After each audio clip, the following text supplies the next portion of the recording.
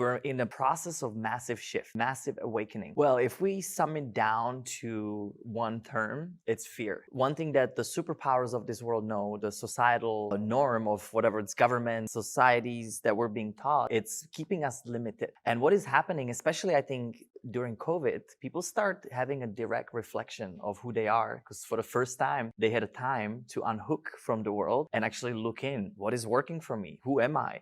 Why am I doing the things that I'm doing? And so we're in a process of massive shift, massive awakening. And, it's a term that's overused, especially in the spiritual world, but you can see it.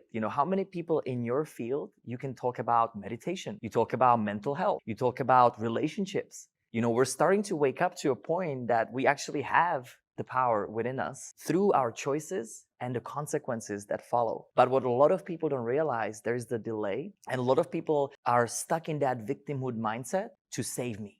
And that's by the design. That's literally, if you look at the psychosis of this world, it starts with a problem, then it shows you a solution, and then you depend on that solution, which is medical world, which is financial world, that's everywhere. Now, it doesn't feel right anymore because we're reaching this level of consciousness that we're becoming aware of what's beyond all of this. And so what's really beautiful to see, and we see this from city to city, to country, the level of people that come to our events, they are ready. They're ready to move into their greatest expression. And truly, that's why we're here. We're here to realize, to create, to learn, and to live through joy, through love, not through fear.